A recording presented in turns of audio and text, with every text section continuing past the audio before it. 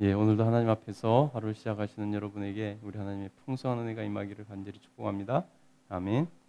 예, 오늘 본문은 이제 아비가일이 다윗의 화를 이렇게 풀어주고 나서 어, 그 후속 조치 그 뒤에 일어났던 일들에 대해서 이렇게 기록하고 있습니다. 우리 36절부터 한번 읽어보도록 하겠습니다. 됐습니다. 시작. 아비가일이 나발에게로 돌아오니 그가 왕의 잔치와 같은 잔치를 그의 집에 베풀라고 크게 취하여 마음에 기뻐함으로 아비가일이 밝은 아침까지는 아무 말도 하지 아니하다가 아침에 나발이 포도주에서 깬 후에 그의 아내가 그에게 이 일을 말하며 그가 낙담하여 몸이 돌과 같이 되었더니 한 열흘 후에 여호와께서 나발을 치시매 그가 죽으니라. 아멘. 여러분, 어, 나발이 어떤 사람인가 하는 것을 얼마나 미련한 사람인가 하는 것을 오늘 이 말씀은 보여주고 있습니다. 여러분, 급박하게 돌아가는 생명의 위협을 느끼는 그러한 일이 주변에서 벌어지고 있음에도 불구하고 나발은 전혀 눈치채지 못하고 오히려 왕의 잔치와 같은 잔치를 벌여서 흥청망청 술을 먹으면서 그러고 있다는 것입니다.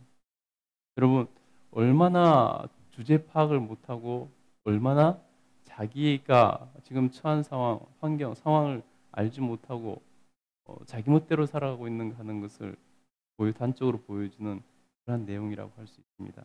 여러분, 얼마나 잔치가 컸으면은 왕의 잔치와 같다라고까지 이렇게 기록하고 있습니다. 그래서 사람이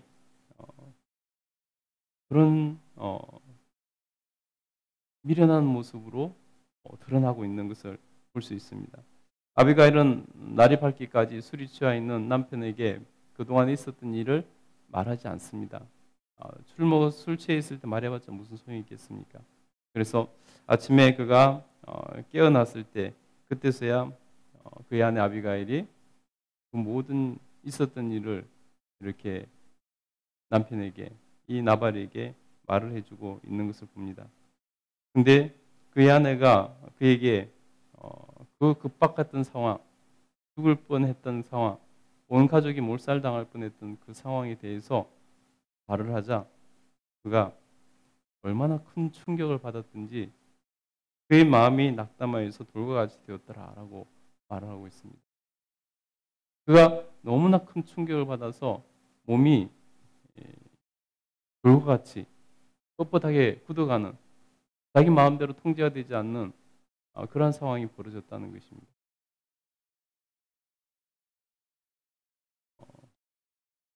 그제서야 이 나발이라는 사람이 사태의 심각성을 깨닫고 자기가 할 수 있었던 게 아무것도 없는 무지렁이라는 것을 깨닫고 그때서야 어, 충격을 받아서 자기가 자기 가족 모두를 다 죽일 뻔했다는 그런 충격을 받아서 그의 몸이 굳어가는 그런 돌같이 굳어가는 그런 몸의 증상이 나타났다는 것입니다.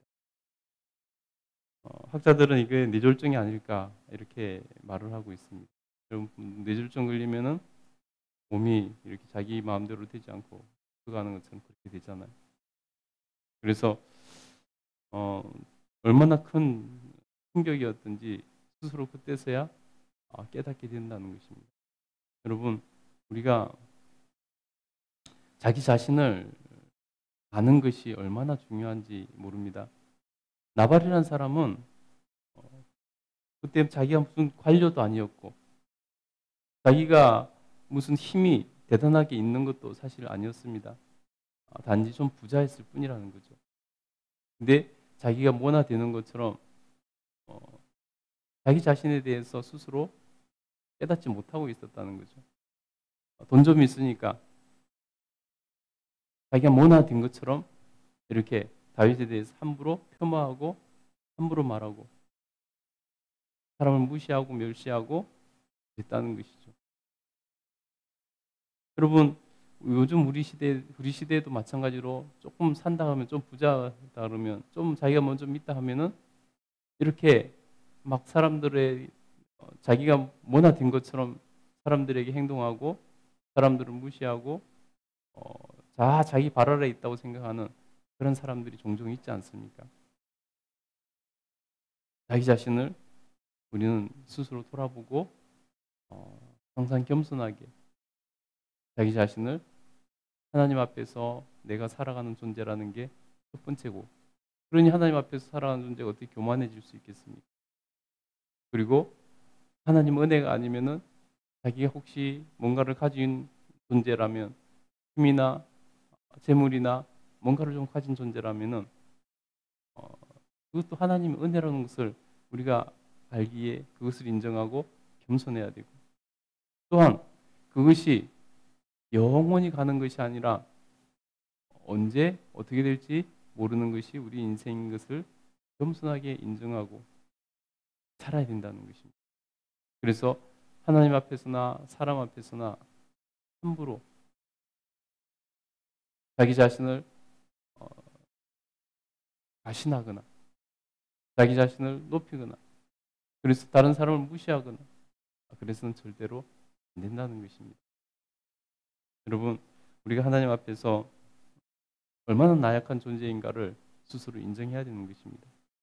그렇게 떵떵거리고 큰 소리 쳤던, 그래서 다윗 아무것도 대항할 아무 힘도 없는 주제에 다윗에 대해서 그렇게 멸시를 줘서 부하들을 돌려보냈던 이 나발이라는 사람,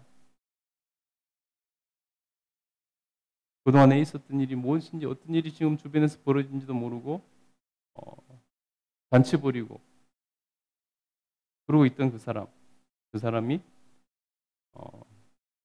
그제서야 자기가 얼마나 멍청한 짓을 했는지를 깨닫고 두려움에 휩싸여서 몸에서 그 충격이 드러나서 바로 몸이 굳어가는 그러한 모습으로 결과가 드러나더라는 것입니다. 여러분, 그런 충격적인 일이 혹시라도 우리 가운데 이런 벌어진다 할지라도 우리는 하나님 앞에서 그 충격을 하나님 앞에서 가져나가서 그것도 이겨내야 될 그러한 믿음이 있어야 되는 것입니다. 오늘 나발은 자기가 이게 있는 그 재물을 하나 의지하고 살았던 사람인 것 같습니다. 우리는 하나님 앞에서 내가 가진 것을 의지하는 것이 아니라 온전히 하나님을 의지하고 살아가는 그런 사람 되기를 간절히 소원합니다. 그 뒤에 열흘쯤 후에 하나님께서 나발의 생명을 취하시는 것을 볼 수 있습니다. 다윗이 그의 허물을 하나님께 자기가 아비갈을 통해서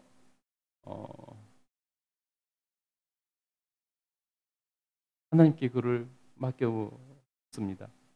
하나님께서 그를 치셔서 그의 생명을 취하여 가신 것을 볼 수 있습니다. 여러분,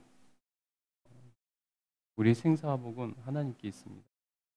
내가 아무리 능력이 있고 아무리 내가 가방끈이 길고 배운 것이 많고 아무리 내가 힘이 있고 내가 뭘 아무리 가졌다 할지라도 여러분, 하루아침에 하나님께서 부르시면은 가야 되는 존재가 우리 인생입니다.